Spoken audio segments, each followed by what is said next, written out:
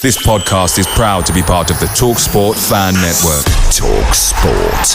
Powered by fans. Today's episode is proudly sponsored by Burger King. Celebrate the icon that is the Whopper. Now juicier and tastier than ever, but still with 100% British and Irish beef and fresh ingredients. Whopper never tasted so good. Fuel your game day with flame grilled perfection by ordering Burger King delivery to your door. Every home is now home of the Whopper. Yo, UK! At BetMGM, we give our players sports betting entertainment like nobody's business. Football, horse racing, darts, boxing, tennis, golf, NFL, NBA. You name it, we got it. Offers? You know it. Bet £10 and get £40 in free bets. BetMGM, it's showtime. New customers only. Exclusions apply. 18 plus. Please gamble responsibly. This podcast is proud to be part of the TalkSport Fan Network. TalkSport. Powered by fans.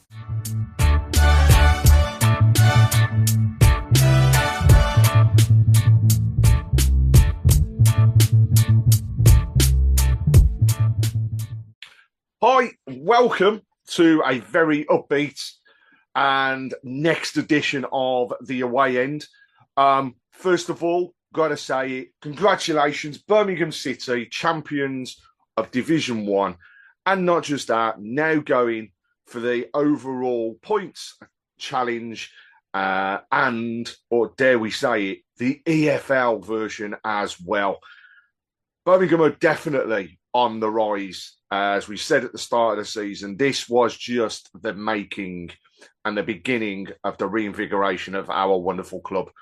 So, on behalf of all of the listeners, viewers, and fans of Birmingham City Football Club, Tom Wagner, Knighthead, thank you very much for bringing us back to where we should be in the Championship, and now looking forward to next season and hopefully another push towards the dreamland of the Premiership. So I'm joined today by Craig Priest from the Mansfield Matters podcast. So Craig, thank you very much. And may I just say, wonderful name. Thanks a lot for joining us to go through the game that's upcoming. Pleasure. And first and foremost, congratulations on getting promotion and stealing the league title and just quietening down, the other Hollywood team a little bit, because I think they were expecting the league title, weren't they? So justice has prevailed, as has finance, but I'm sure, this is, like you said there, it's going to be the start of a good journey for you, so I'll be keeping an eye out next season to see what happens when you're back in the champ. Indeed, thank you very much. And I've got to say, it's this game upcoming against Mansfield, first of all, on Sunday, it's going to be very strange. And obviously a fixture change of date because of the backlog that Birmingham had. So we go into this after the Easter, really, football frenzy. The games, just like over the Christmas period, come thick and fast. But today begins the countdown to Birmingham's final home game of the season against your good selves on Sunday. Hopefully, we'll be setting even more new records on that day. We're now on 102 points as this is being recorded. Looking for the league, first of all, greatest points tally. Looking to beat that's held by Wolverhampton Wanderers of 103. Then we're challenging ourselves to go even further. We want that Reading overall points tally of 106 and to better that as well. But let's just say we could also, most importantly, end a record that's been held by our near neighbours, whose name I will not mention, for many years, of 32 wins in the league. We are well and truly on for that, and let's hope we can set all of those records straight come the end of the season. We go in after Birmingham have taken the maximum points in their past 2 away games, whereas Mansfield, they're going into the game 19th in the league, but safe and looking forwards. You're shaking your head, Craig. I still think you're safe. I will put it out there now. I think you're safe. And to me, one of those reasons, Birmingham have still got to play Cambridge. Last game of the season. So, you can hopefully rule out one of those teams by the time it gets there. But I think you're safe. And we'll go into another season in Division 1. But you're still shaking your head. And I know this is coming off the back of a run of 4 losses and 1 draw in the past 5 and a horrible home loss against Reading. I won't mention the score, 5-1. But tell us why you're shaking your head, because I think when I look at the figures and I look at the table, I just think you've got enough.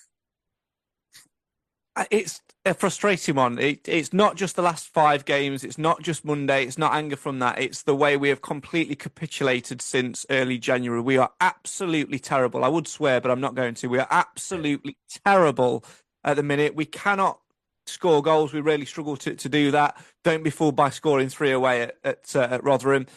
We can't last past 25 minutes in a game. We've got we've not got fit players available. Defensively, we're in absolute shambles. Tactically, we're in absolute shambles. And, for us to I don't see where we're going to get a point between here and the end of the season. Fortunately, Bristol Rovers are worse than us. However, we blew the chance to secure our own safety on Monday when we got thrashed by Reading. All we needed to do was keep it tight and get a draw. That would have been enough to seal safety, but we didn't do it. We left the door ajar for Bristol Rovers, and if I was their manager, I would be saying, look at how terrible Mansfield are. Look at how frail they are. They've got very few players available. Let's be honest, we're going to be struggling to put out an 11 on Sunday. Then we've got to play on Wednesday night, because we've got to play Peterborough, and then we've got to play on Saturday, the final game of the season. So we are really struggling in that regards to play those 3 games in the space of a week. So if I was Bristol Rovers, I would be saying on Saturday in that 12:30 kickoff against Reading, go out and give it absolutely everything, because if you get a win and you get 3 points, it is all down to the final game of the season, because Mansfield will not pick up what they need to do. So I'm shaking my head, because at the moment, as we record this, the maths says that Bristol Rovers can still survive and drag us down into the relegation zone. I've seen how we play. I've seen how poor we are. Of course, realistically, it's an uphill challenge for Bristol Rovers to get 6 points from the last 2 games. But it can happen. It could happen. And I will not rest and be satisfied until the math says that we are safe. And even then, I'll be worried in the back of my mind, because someone in Mansfield will have gone, did Mansfield register that player in time? It's that niggling voice of doubt is always going to be there, and that just comes from being a Mansfield fan and seeing how terrible we are. But you know what? I'm sure we'll touch upon it later on as well. The ironic thing is, you look at the 2 teams' form and you think that, well, we got battered 5-1 on Monday against Reading. Could be double figures against you guys. The likelihood is we'll turn up and beat you 2-1 and stop you from being unbeaten at home. Do you know, I will not, and I say, and I have said it throughout the season, I will not rule it out. I want that unbeaten home record. It would be truly, truly amazing. But I will not rule anything out, and never ever do when it comes to Birmingham, because as we've seen in our past couple of games, we've got the results, or we've had to kind of work for them. We've made a lot of changes to the teams and the starting lineups. And again, we may see some further changes come Sunday. I have got to say, though, one thing, and I think this is, it's to applaud, your fans, but also a particular fan who, at the game against Reading on Monday, I've seen a post and I think it's absolutely superb. Reading, as we all know, huge financial difficulty in the midst of a prolonged sale that, if it doesn't go through, will result in them being expelled from the league. And you actually had a fan go to the game on Monday, not with a, like we normally see, poster saying, please can I have your shirt? You're brilliant. We really support you. Please come and say hello.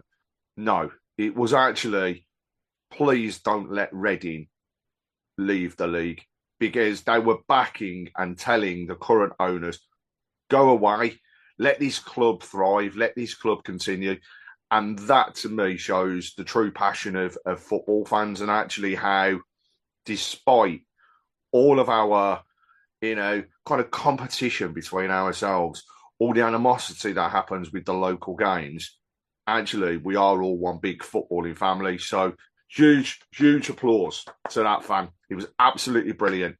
And I think it's just superb how, people are coming together to hopefully help Reading get out of a bit of a mess. Yeah, I may have been regretting making that sign at full time when the fifth goal went in. And hoping that their expulsion might keep us in the league. But no, genuinely, we as a club have been down there. You think that you're enduring bad times at the minute by playing League One football. That's nothing until you've been in non-league. Been down in the doldrums. We've had an absolute horrific owner in the past who stripped the club of money, made it a horrible, horrendous place to be, and made it that, supporting Mansfield Town was a horrible thing. So we understand it. We understand the frustrations of a fan, and I think we'd do that to any club, to be fair. But it was either that or the fact that we've been so bad this season that there's nobody's shirt that anybody actually wants, and the guy just had to make a poster. So make up your own minds. It's Friday. I'm being sceptical. I want my photograph taken. You know what I mean? I'm just going to do a poster for the sake of it. No, I do applaud that fan. But you mentioned, and I could sense the passion and also frustration in your voice as we went through that intro. Tell us a little bit more about Mansfield going into the game at the weekend. What can we expect? Because we have had a transfer window since. Oh, did you? Did you know? Yeah. Oh, well, it happened. We may not have seen it, but it happened. But we've got players, obviously, that have changed. You may have changed personnel in terms of structure and how you play.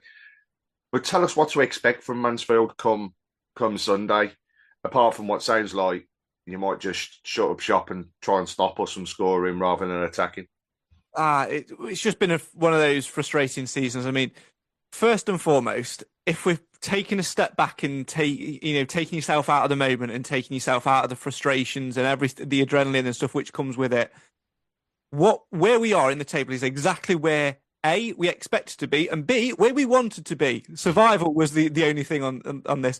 The amount of podcasts and radio interviews and etc. which I've done and everyone in the group chat has done over the course of this season, especially sort of October, November time when we were flying high in the league and people were saying, "Oh, you could push for the playoffs this year," and we were sitting there going, "No, we'll literally finish above the fifth from bottom will do us," and we got laughed at. There was one particular one which I'll never forget.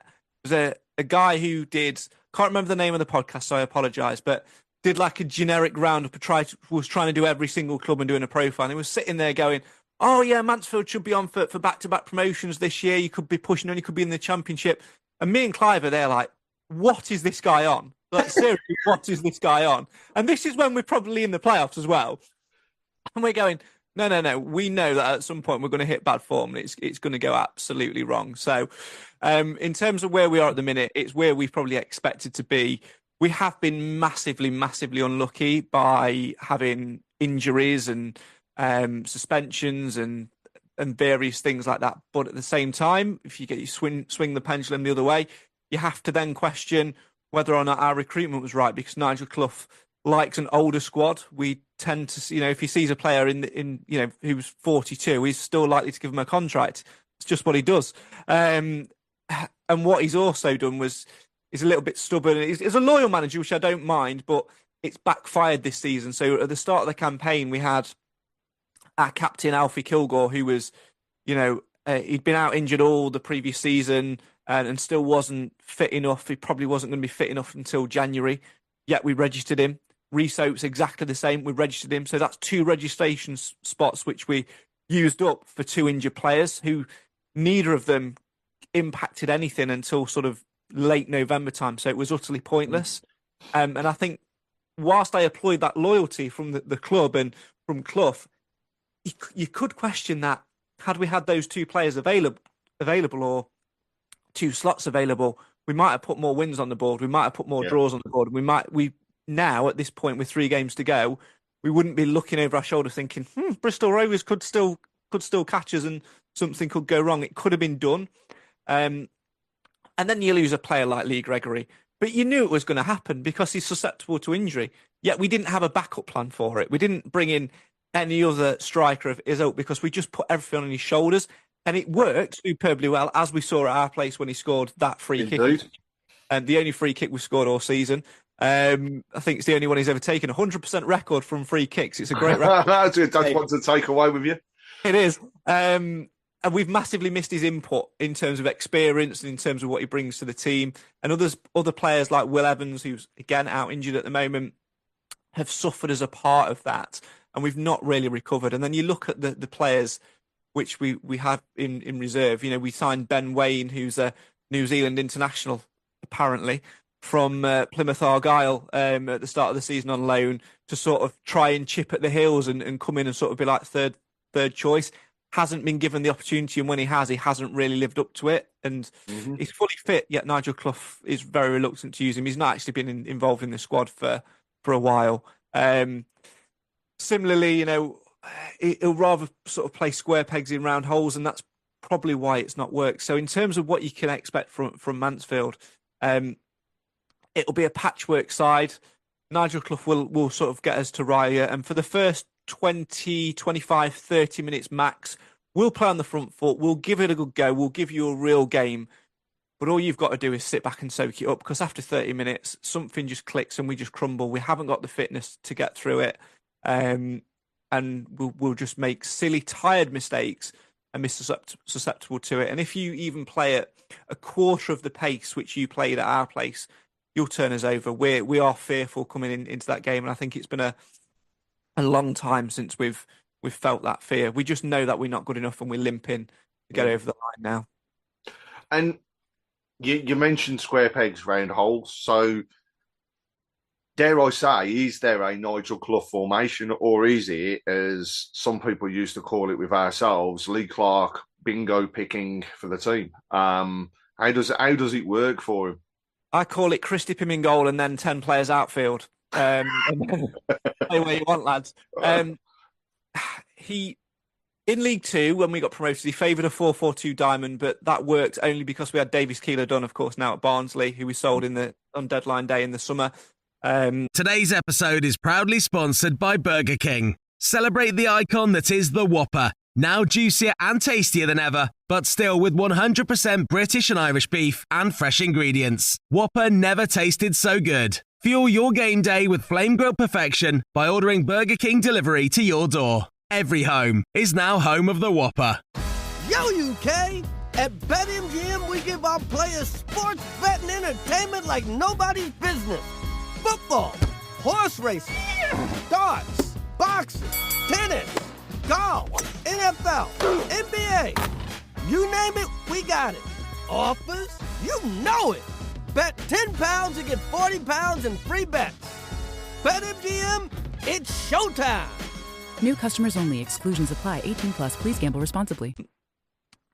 And that worked really, really well for us. We tried it for a couple of games without him to try and put somebody else in that position. It didn't work. And then Nigel Clough switched to play with a back five with wing backs. And to be fair, it did work. We stopped conceding sloppy goals. We looked structured. We moved the ball really well. And then we gathered that momentum, which we had early season. But pivotal part of that was being able to play the ball up to Lee Gregory, to be able to utilise Will Evans playing off of him and things like that. As the season's gone on, and since we've missed Gregory, we tinkered for a little bit with a 4-3-3. We signed Caelan Vickers on from Brighton on loan in the January window, and he looked a bright spot. We played a 4-3-3 for a couple of games, got him on the ball. He really ran at teams and troubled them. But teams have figured him out now. Just mark him tight. As long as we can't get the ball to him, he can't do anything. And we've since dropped back into that back five, and it's so negative because we've got no outlet up front. Will Evans, who's our top scorer, he's out injured, so we can't get service to him. We've been playing Lucas Akins up front, who's a good hold-up man, but he doesn't deliver in terms of the goals. And as anyone that's kept half an eye on the national news in the past 24, 48 hours will know, he's not available for a long time, which we won't talk about. Right. So we're now missing him. And the other options which Nigel Clough has got in terms of a strike force is the New Zealand international, apparently, Ben Waine, who doesn't seem to be anywhere near it. Jordan Rhodes, who's got a great record in this division, as one of the, I think he's one of the all-time leading goal scorers in the EFL, isn't he? He's played like 2 games since we've signed him on loan from Blackpool, and he's scored 1 goal. Don't know why Nigel Clough doesn't fancy him. He's fully fit. He just doesn't fancy him. Dom Dwyer, who's a decent prospect and has scored a couple of goals for us, he's looked good. But again, he hasn't played for 8 months, so he can't get past 45 minutes in a game. And then he goes, "Oh, I know what I'll do. I've got a big lump of a centre half called Aidan Flint, who's apparently good at heading a ball. He's not scored a single header for Mansfield in 2 seasons, and he still lumps him up front. To be fair, it worked at Rotherham, but he had a tap and it wasn't with his head. So, it's very, very mismatched. So to answer your question, Nigel Clough's formation is, Christie, you're playing in goal. Put your hand up if you can get through 45 minutes. Right, off you go, lads, sort yourselves out. It's a mess, is what it is. Oh, man. Do you know... I really, really feel for you, because I've got to say, when we played you at your place, you've mentioned the free kick first of all, and it coming late on in the game and getting the it was a 1-1, wasn't it, on the day, and I think the one takeaway I can remember, and was speaking to one of our colleagues on Tilton Talk, who goes to every game. And she said, as she came out the stadium, it was a celebration as though not that you got a point, but that you just won the league by 25 points. And I think it showed that to me shows, though, how much it meant to get a point against Birmingham at the time. And my fear for you, and I've said this prior to Thursday's game, was that we're going in to the game knowing 2 things. The first one is promotion's already sorted. The title's already sorted. We should be lifting the trophy on Sunday. We'll give you a guard of honour. Exactly. We'll get a guard of honour, as we've seen with each of the games so far, which is pleasant and nice. But my fear is a relaxed Birmingham side is actually more dangerous than anything else. And it's because they just know that they can go, and some of the players you will see are fighting for contracts. The loanees, if they're that, up for it and want to be at the club next season, they will be making sure that they are, sweating blood for the team and to be in their starting position. And throughout the game, they should be at 120%, of where they need to be. So we've got people that are fighting there. We're going to see players that won't turn out, I don't think, again in a Birmingham shirt as a player. One of those, and as much as I still want him around the club, but I cannot see him fitting into the playing personnel, is Lukas Jukovic. And it would not surprise me one little bit if we do not see him starting, or at least getting 20-25 minutes on Sunday. It's good. To me, that's his farewell at St Andrews at Knighthead Park, and that's his opportunity. And of course, the other thing is the fact that the owners and the big boys from the club are all there on Sunday. They all want to be there with the fans celebrating. And they all want to be there on the day that the trophy is lifted and the silverware is presented. So they're also there to prove to those people that they are worthy of staying and being part of the Birmingham team moving forward. So I like to say, I've said it, I do fear, and I don't think we're going to see absolutely shed loads of goals. If we do, hey, it's an even bigger party for us. But at the end of the day, it's a celebration day for every single Birmingham City fan. It's a celebration of not just a wicked season, but the complete turnaround and the uplift of the club. And that's the way that I think it will be. You've mentioned the players that could start. But if we were to be fearful of any players in the team, who would they be and why? Lee Gregory will miraculously be uninjured on Sunday and turn up and play. Honestly, given what's happened in the last 48 hours with Mr. Akins, wouldn't be surprised to see Lee Gregory's name on the team sheet to support us out. Yo, UK! At BetMGM, we give our players sports betting entertainment like nobody's business. Football, horse racing, darts, boxing, tennis, golf, NFL, NBA. You name it, we got it. Offers? You know it. Bet £10 and get £40 in free bets. BetMGM, it's showtime. New customers only. Exclusions apply. 18 plus. Please gamble responsibly. Obviously, in terms of who to look out for, it's a difficult one because you always talk in the moment about who's in form. And let's be honest, nobody's in form at the minute for us. Caelan Vickers is a great prospect. If he gets on the ball, he could easily play championship. You just got to get the ball to his feet. He's a live wire, he's a bit of a spark. He can run at defenders. He can cause havoc. But he's not been playing and he's not been getting the ball. I'd keep an eye on Dom Dwyer if he starts. We've looked threatening from set pieces with him. He's scored a couple of headers. He's got into good positions, got us in the box and looked all right as an older player. But I would probably say out of them all, Deji Oshalaja or Dave, as we call him on the podcast, because let's face it, it's easier. And to be fair, a lot of people have taken it on now. You just hear people go on, Dave, well up, Dave. Great header, Dave. Great tackle, Dave. Even though he made a glaring mistake on Monday against Reading, he gifted them the 5th goal.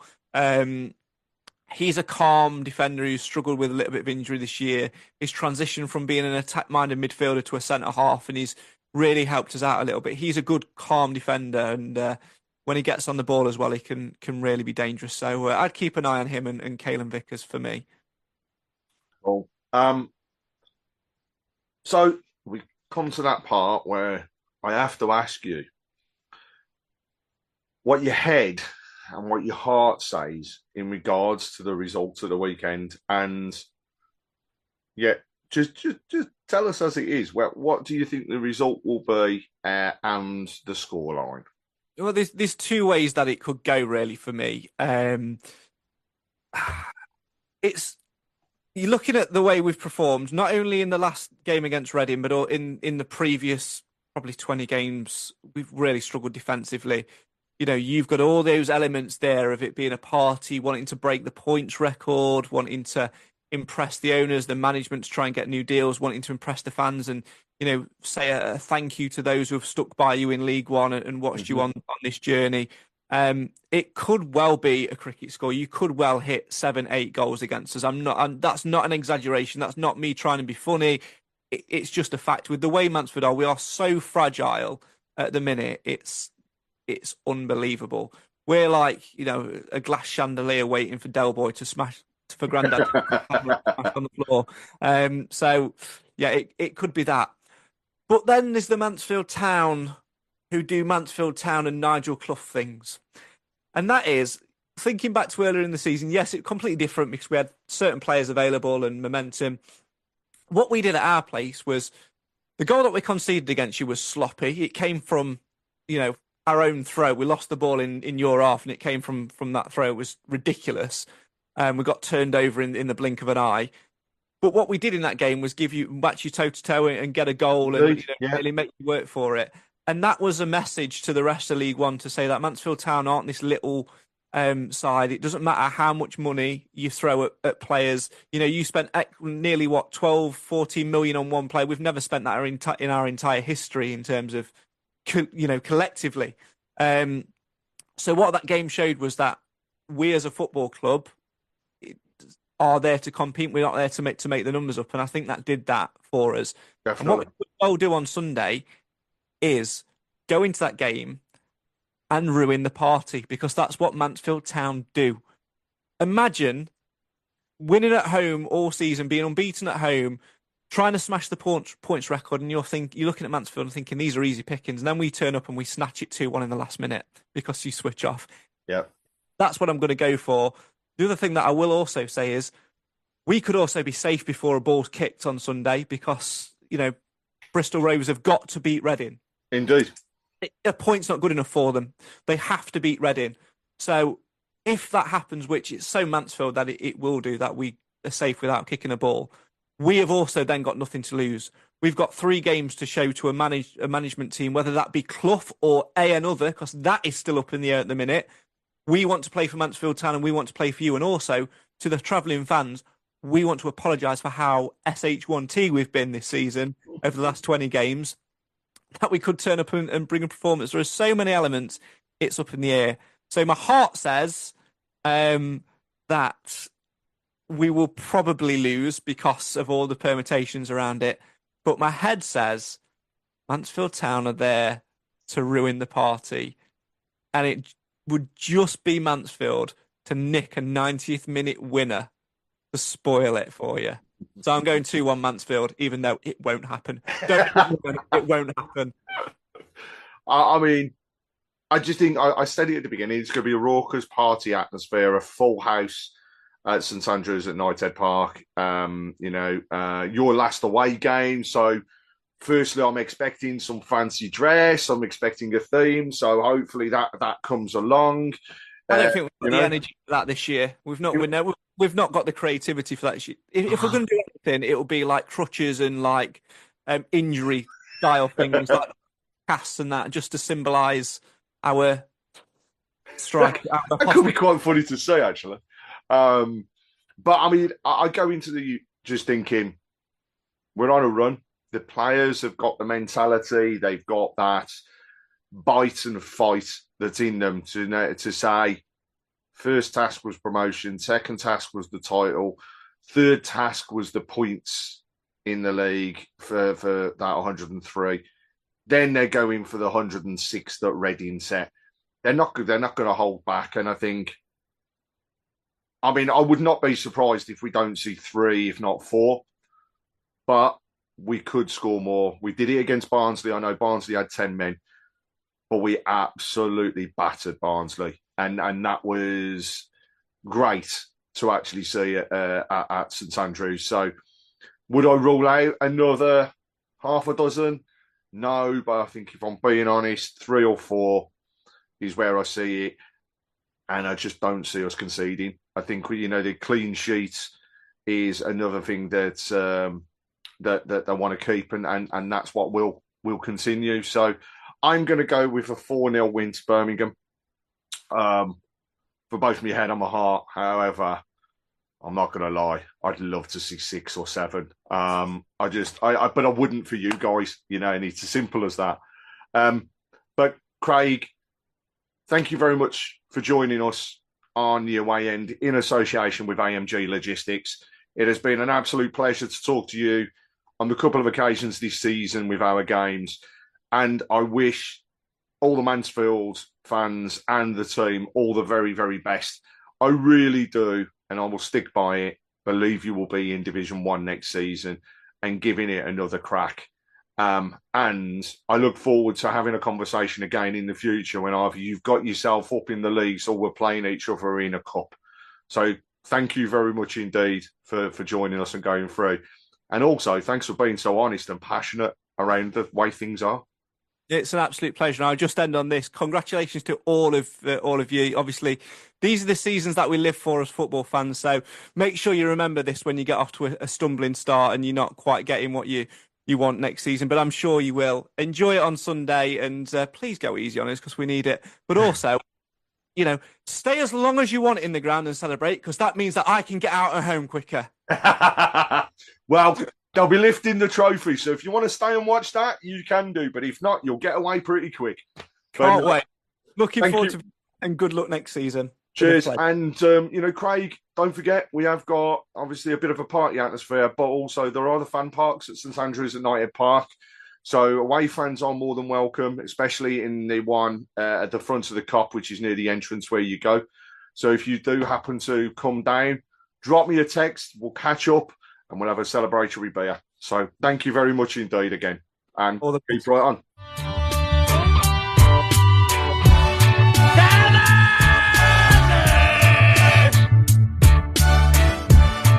We're BetMGM Sports and Casino. We know things aren't always golden. That's why we offer you the tools to keep your place safe. Set timeouts to always ensure you take a break when you feel like you need it. Set reality checks so you know exactly how long you've been playing. And set deposit limits to help control what you spend. Stay golden with BetMGM. Play responsibly. 18 plus. Today's episode is proudly sponsored by Burger King. Celebrate the icon that is the Whopper. Now juicier and tastier than ever, but still with 100% British and Irish beef and fresh ingredients. Whopper never tasted so good. Fuel your game day with flame grilled perfection by ordering Burger King delivery to your door. Every home is now home of the Whopper. This podcast is proud to be part of the TalkSport Fan Network. TalkSport. Powered by fans.